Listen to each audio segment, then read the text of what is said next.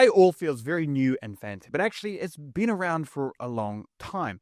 Geoffrey De Smet created OptaPlanner 16 years ago, an open source tool to help optimize scheduling in various different technological forms, long before ChatGPT or LLMs were ever a thing. Nearly 3 years ago, Geoffrey was forced to take his open source project and turn it into a company. We're going to talk about why that happened, what it looks like to be forced to create a company, and also the journey that he took as a technical founder and some of the challenges that he faced along the way. It is a fascinating conversation. So join me as I head to the Cyber Sake bar for our segment of Unfiltered Sake.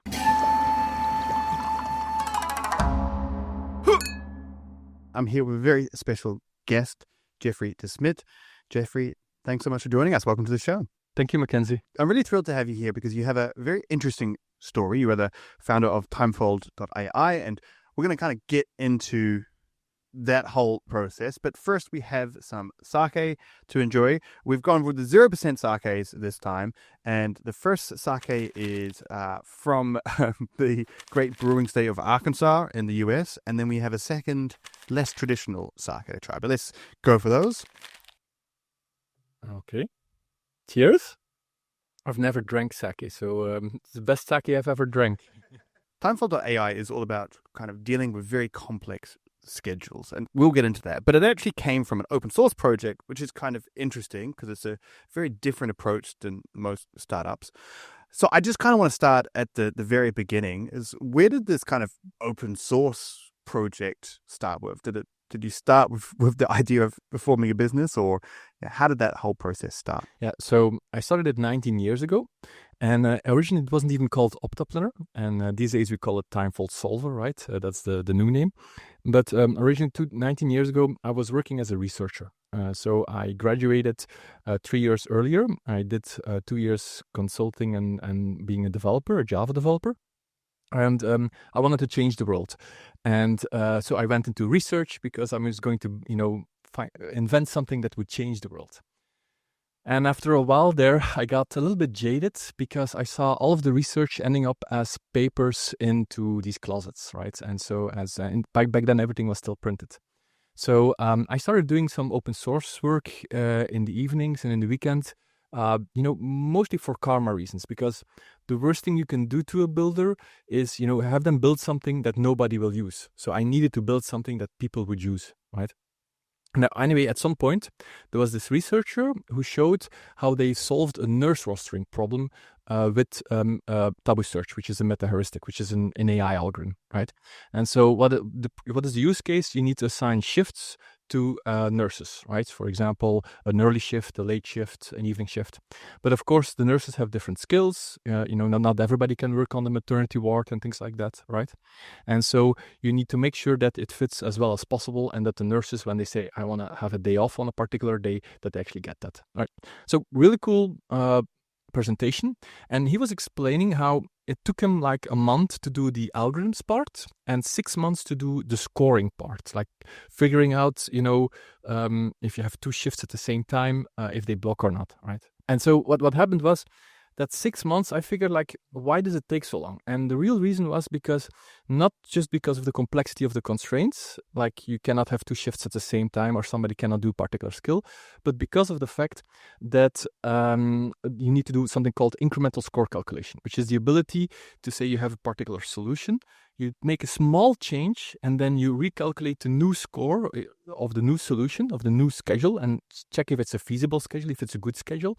And you want to be able to do that not 1 time per second, but 100,000 times per second. And so to be able to do that, to be able to scale, you need to do that incrementally.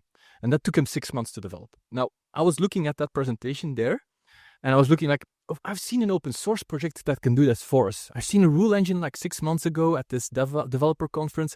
We need to do that. And of course, they just completely ignored me, right? But the holiday, there was a summer break, and I figured, like, I'm going to do this, right? And so I did. I created this proof of concept. I came back and like, okay, it works. And I remember the professor there looking at me, smiling like, yeah, you know nothing of this, and this will lead to nothing, right? Which was fair at the time because it was basically a proof of concept of a proof of concept, right? So I started doing that, continuing that in my spare time, because there was this competition, an international timetabling competition, where we need to assign lessons to schools, so to teachers and to mostly to rooms and to time slots, right? And there was this academic competition, and they pointed me out to that, and I said, okay, I'll try my little framework on that, and I spent a couple of months in my spare time doing that. And I ended up fourth in that competition. So I figured like there needs to be something there has to be something useful into this, right? Now, at some point, it was all absorbed by Red Hat. Like, how does that happen? How does Red Hat end up kind of taking control or owning or participating in an open source project? Weird ways sometimes, right? But what happened for me, right? After a year, I was building this, and I saw there was an IRC channel. If you still remember that, this is real-time chat, like the Discord from back then. And so, and there was an IRC channel of the rule engine I was using, the open source project I was using under the hood, where I was writing the meta heuristics, and the rule engine was doing the score calculation for me, right? So I joined that, and I basically got invited there to host my project as an incubator sub-project there, like a sub-project, right? And that rule engine was called Drools. And so my thing was called Drool Solver, right? In hindsight, naming a project Drools is not good for business adoption. So after a few years, I joined Red Hat. Mostly I got hired to work on the Drools rule engine. And so in my spare time, I was still doing what is now known as Timefold Solver, right? What used to be known as OptaPlanner. But then by 2013, they saw actually people using it all across the world. And they had customers asking for like, can we get support on this? And so they started selling support, and they told me, yeah, you can work full time on this. So my hobby became my job. I was very happy because that's the only thing I wanted to do. And so that's how it started. And then for the next 9 years, I worked on it in Red Hat, and we built out a team and, more and more users across the world, and everything went beautifully. And when did you decide to turn it into a business? Like, what was that whole process like? Yeah, so the normal founders is like, I had this idea of building a company and things like that. I was basically strong-armed to building a company. So what happened was, I remember IBM acquired Red Hat, and that was in 2019. And so everybody was scared because IBM had basically the competitor of our project, the main competitor, which in hindsight wasn't really a competitor. They solved different use cases. It's called Cplex, right? And it's also no longer around, so two interesting things. But they also had the competitor for the Drools, for the rule engine, right? And that was basically a duopoly. So that was really the two main projects were then owned either directly by IBM or through Red Hat by IBM. And so everybody was losing their heads and like, okay, how do we deal with this? How can we position ourselves? And nothing happened for the first 2-3 years, right? But then after 3 years, all of a sudden, I woke up, there's a meeting, and it turns out they're moving the whole product suite to IBM, right? And now you have to understand that the whole OptaPlanner thing was a small part of this, a very small part of this. But they probably didn't even, blink on the radar of higher management, right? So they were moving the rule engine part to IBM, and they didn't really know what to do with OptaPlanner. But because they were moving the support subscription to IBM, OptaPlanner was virtually dead because it no longer had anything to sell. And of course, you know what happens if you're building something in a company where there's no commercial incentive to do that. It's a very bad path to go down, right? In February, they told me, we're going to move it, right? And I was like, what am I going to do? Maybe I should, quit and fork this project because this is my life's work. Maybe not. And I was thinking about it and talking to my wife about it. And she had like one conversation with me where she just said like, go for it. You get a year. Just do it. She already made a decision. Let's do this. And I was like, no, I have to think about this. I have to analyze this. I have to do this, rationally, make some SWOTs and figure out my entire plan. And then July came around. And so by July, they were going to make a decision whether how they would sell OptaPlanner within Red Hat, right? How they would continue to support customers. And basically, the person in charge of that called me up the 4th of July, and he told me that he was moving to IBM, and so he had no solution. So after 3 months of waiting, there was no solution. So then I knew, okay, there's no other way. I need to fork this. I need to start a company around this. It's really interesting because it's kind of like an opposite dirty to a lot of startups nowadays, where I feel like a lot of them have this flashy go-to-market scheme. They have this great kind of business model, but then like the product itself is like, let's say, lacking. When yours, the opposite. You had this like great product, this very mature product going out there, but in a way, you kind of like that go-to-market. So on that go-to-market strategy, how did you then commercialize it? How do you at Timefold like make money? I don't want not to be so crass, but how did you turn this into a commercial venture and not just an open source venture?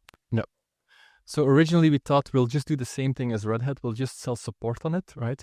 But we're a small shrimp, not a big company. It turns out that doesn't really work. In fact, if you look into all of the open source companies and the open core companies, only Red Hat really succeeded in just selling support and making everything open source and just selling support. Everybody else is basically using the open core model, where they basically say, okay, we make a part of it open source, the core, right? And we make it usable. Right, so you can do stuff with it. You can do a lot of things with it, but then we provide you with additional services. And because the users of the open source see, okay, this actually works. This is high quality. They're also interested in seeing what these extra features are. Right. So what we've done is we've started building REST APIs on top of our solver. So basically, you have the solver. You can solve any planning problem with that. You still can, right? Just like in OptaPlanner, you can do this with Timefold Solver. And then on top of that, we are creating a REST API specifically for field service routing, specifically for employee shift scheduling, for job scheduling, and for last mile delivery and pickup and delivery routing. So basically, instead of you saying, okay, I need to configure this whole thing and I need to configure my constraints or actually program my constraints, you can actually just send in your data. Here's my vehicles. Here's my stops that I need to do. Here's the skills I need per stop and things like that. And it will solve that for you and give you back the answer. So it's a very easy to use REST API, which basically, you can skip a lot of development this way. When we started the company, one thing we saw very clearly is we had this very mature product and this very immature go-to-market, right? We had no clue what we were doing on the go-to-market side. We knew everything what we were doing on the product side and so using real-world planning, solving real-world planning problems, right? So, but how that started out was I didn't know anything of building a company. I had never founded a company, but I knew I didn't know much about it, so I started reading some books. One book is really good. It's called The Founder's Dilemma. And it's a very thick book. It's very slow to read, but it really goes to most of the steps you need to know. And one of the interesting things this book told me is you need to look for a co-founder or co-founders who don't have the skills you have, right? Who have opposite skills, who are very diverse and related to you. So I was talking to somebody, but that person couldn't join in the end, and so I ended up contacting one of the VCs in Belgium. I had a friend of mine, a CTO at a local Ghent startup, told me you have to talk to this person, and so I sent the investor a mail and said, like, okay, I'm looking for a co-founder. I think I have an interesting project. And he said, okay, let's meet up for 30 minutes, actually right there at that bar over there. And I remember sitting there for 30 minutes and I came in and I start talking and I start showing like, okay, this is what the product does and this is what I want to do with it and things like that. And I end up talking for 2 hours. And after like 2 hours, I'm like, is this okay? And he says, like, keep going. So I figure like, okay. I have an investor already, and now it's just he'll find a co-founder for me, and we'll have this running in no time. And so when he got to go home, he actually called my co-founder, and he told him, like, I have something here. It's an interesting project. There's no way this is investment ready. We need somebody who knows how to do business to add here, right? So I knew that, but I was looking for a salesperson. Now, what you don't need you need a salesperson, of course, too. Somebody who can sell, business-minded person, but you need somebody who can build an organization, right? And so my co-founder, Maarten, the investor, connected us. And so we started talking and we started figuring out, okay, how are we going to, build a company around this, basically. So let me just kind of ask a stupid question is, why can't you just take all the scheduling data that you have, put it into ChatGPT and have it create a schedule for you. What is the difference between what you do? I believe you used the word heuristic AI. So like how does ChatGPT kind of differ from that? Yeah, you can do that, right? You can give it all of your data, say, generate me a schedule for this. And it will look good if you on first sight, right? But if you give it to somebody who actually has to make these schedules for like big industries, for like factories, or for like field service routing, right? They will take one look at it and tell you, okay, that's a mistake, that won't work. Here's a hard constraint broken, right? This is where it's infeasible. Yeah, they do this every day, right? And they can spot out the mistakes easily. Now, the problem with this entire with complex scheduling and routing is the bar to get something feasible, to get something usable you can use in the real world is extremely high. It doesn't have to be like, 80% is not good enough. It needs to be for the hard constraints, it needs to be 100%. The interesting thing I always say is like, do you know that quote where you say like programming is like writing a book, except if you have a punctuation error on page 352, the whole thing becomes useless. I haven't heard that before, but I love it. Yeah, it's a great quote, I think. Well, planning problems are a little bit the same, except for the difference that if you have that punctuation error on page 357, right, you can go in and fix it. If you try to do that with a plan, where you have this huge plan and there's a small hard constraint broken somewhere, and you try to fix that, you often break more stuff than you fix. Yeah. So it's really hard to come up with a plan that fulfills all hard constraints. Now, when you now look at how LLMs solve this, what they do is they work stochastically, right? So they remember part to say, like, if it looks like this, I'm going to do the same thing, right? And these kinds of techniques simply don't work on scheduling and planning problems because they are inherently what the mathematicians calls NP hard, which basically means that it is the famous P versus NP question, but basically means there's no simple way to just say if this is the input, this is the optimal schedule or near optimal schedule. Right, you have to basically look through almost all possibilities. You don't have to. There's better ways. You can look at the most promising solutions first. But just to give you an idea, if you want to look through all possible solutions, if you want to brute force this, and you're assigning something like 100 shifts to 20 people, right, to 20 employees, you will actually have that's 20 to the power 100 solutions, and that's more than the minimum number of atoms in the observable universe. So there's no ways you can brute force this, right? And so the LLM, what it does, it looks for patterns and it starts building apart, right? But so it breaks hard constraints all over the place, right? Now, that being said, the LLMs are very useful because what they can do is they can provide you an interface to a solver like Timefold, right?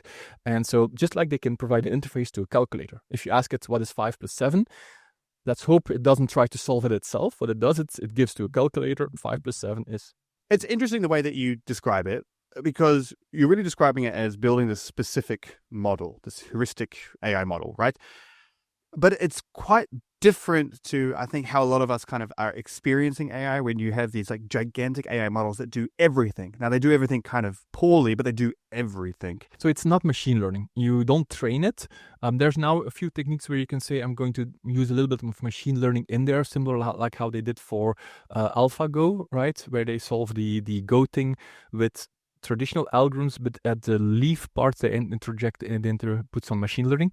But the basic algorithm is a meta-heuristic algorithm for solving planning problems. So what it basically does is, first, we actually run two algorithms. First, we run an algorithm to create a greedy solution, which is very similar to what you would do as a human planner. So what happens is you take one shift, you assign it to a person. You take another shift, you assign it to a person, but you make sure that you don't break any constraints, hard constraints, and minimize your soft constraints.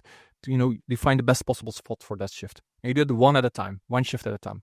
Now the problem is that the first shift you assigned is probably already not the optimal location because you don't know where to put it, right? And so the greedy algorithm, what it does, it assigns all of these shifts. And then the meta-heuristic comes around, and what that one does, it starts swapping shifts, also which humans do. You get a schedule, say like, oh, this isn't good, let me see if I can swap some things around. But the difference is that a human does maybe 5 or 10 of those per 5 minutes or something like that, right? And spends 2-3 hours doing this, then gives up and publishes it out. Our algorithm does 100,000 times, does 100,000 swaps and stuff like that per second. So it literally looks at millions and millions of combinations upon that greedy algorithm. And that's why we deliver much, much better results than manual planning, where we reduce for shift scheduling the amount of people can get their day off requests more, like 50% more. And also in vehicle routing, we reduce the travel time a lot and the fuel consumption a lot. And this is huge productivity-wise. This saves not millions of dollars, but hundreds of millions of dollars. There's a line on your website that's something along the lines of, "We will save you thousands of hours in scheduling, but we can't write an email for you." And I loved that line. Is this something that you experience being in AI? Are there lots of kind of processes going down with these specific AI models, or is all the attention and kind of sexy VC funding going to these kind of gigantic LLM type models in your experience? Well, there's definitely sexiness in AI technology and LLM technology where you can talk to for VCs, and there's definitely a big demand for that. And of course, the last few months we're seeing some slowdown in the capabilities of it going towards AGI, right? Now that being said, I think we've seen a number of these waves, right? Let's call it high pace or whatever you want to call it. We've seen it with cloud. We've seen it with blockchain. We've seen it with mobile. We've seen it with augmented reality. And these had very different results. For example, cloud, everybody's using cloud, right? So, and I do believe that AI is fundamentally changing the game, right? Now, of course, in the beginning of cloud, people didn't really know what it was useful for and where it wasn't useful for. Right. Same thing with mobile. I remember actually putting my solver on a mobile phone. Right. You can still do this today. It's completely useless because what you need to do is you need to solve a planning problem for where a lot of people are involved. Sometimes 10,000 employees are involved in a single schedule.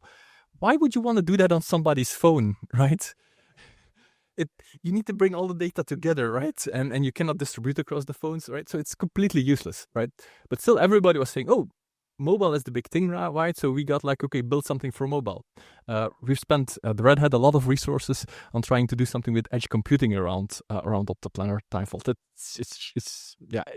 doesn't make any sense. So the same thing is happening, I think, with the AI wave. We're saying, okay, everybody needs to use AI. If you're not thinking about AI, if you're not doing something.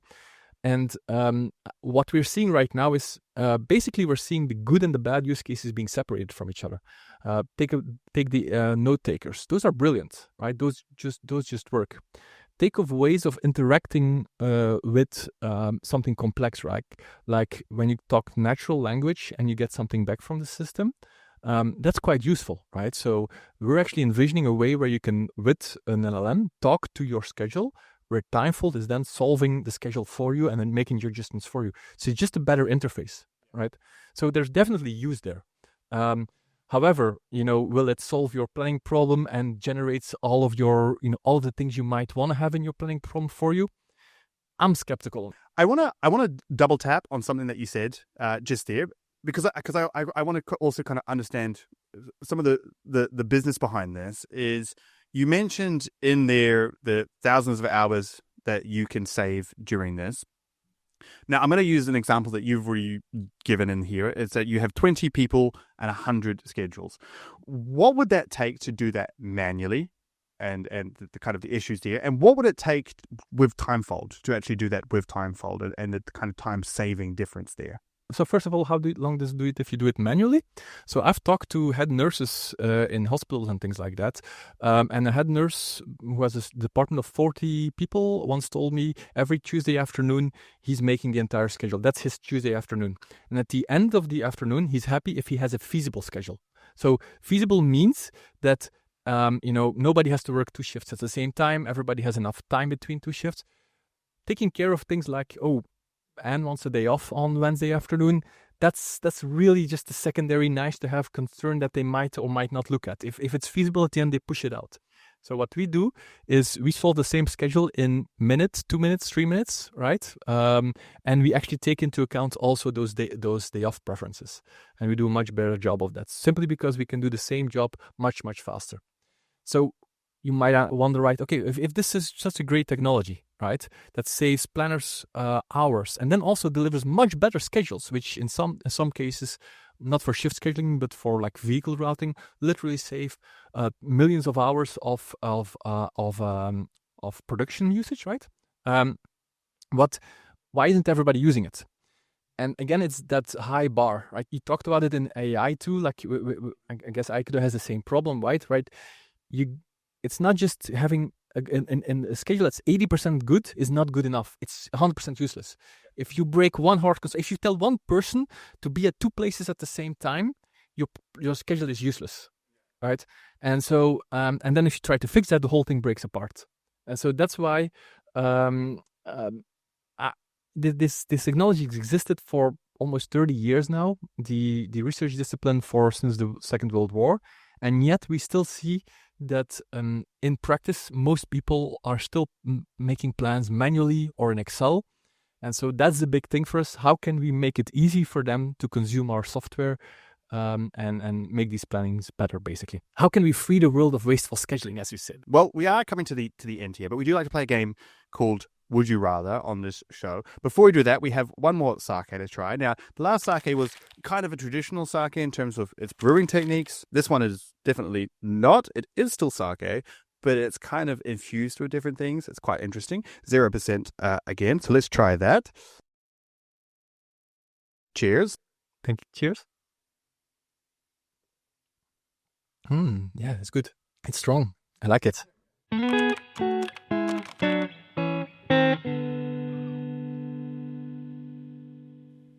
Would you rather have all of your scheduling done by ChatGPT, and you cannot use Timefold, because I know that you'll want to kind of use that, but either used entirely by ChatGPT or you have to manually do it? What would you rather? 100% ChatGPT, right? Yeah. And can I ask it to use a solver like Timefold to generate code for that? You can allow it, just because that was sneaky, but yeah. Depends on the complexity of the problem, right? So if it just has like 3 or 5 constraints, if it's like a very, what I call an academic problem, like vehicle routing, where you need to send a number of vehicles around the country, they have a capacity, they need to deliver a few items, right? Then I would say, okay, let's use ChatGPT, because it can actually generate the code for that quite well already. It just copy-pastes it from our library or some of the others examples, right? And then you just run that, right? And it just runs that. Where it gets more interesting is when you start adding, more real-world constraints. Like if it's for real vehicles, where drivers have skills, where they need to they can work overtime. Some of them are freelancers, others are contractors, and you want to, maybe first schedule all of your employees before you start using the contractors and things like that, right? Then this will break down. You will hit the wall some point, right? It's like when you use Lovable, right? It's great at the beginning. At some point, you hit the wall, and it hurts. All right, I have another one here. Similar question, but a little bit different. Would you rather write all your code manually? You cannot use any AI assistance tools, or you've got to go down the vibe path and you can only use AI vibe coding tools. You can pick whatever model you want, you can pick whatever system you want, but you have to prompt all of your engineering code. What would you rather? I'm old school, so I will definitely default to writing it manually. I do use, ChatGPT and Claude and things like that to ask it questions and get back, how do I solve this method, or how do I do that? I was programming with my daughter yesterday, something on Android. I haven't done Android development in 15 years, so I was using that to show her, like, this is how we do it, right? But that being said, if it's a serious project, if something that has to go in production, definitely manual coding. If it's a prototype where it's just for a PowerPoint presentation to show, look, this is possible, to inspire people, then I would definitely consider also the vibe coding approach. Well, thanks, Geoffrey, for coming here. It's been a fascinating conversation. I really look forward to seeing Timefold.ai evolve over the years and hopefully have you back on the show. So thanks so much for being here. Thank you, Mackenzie. Thanks.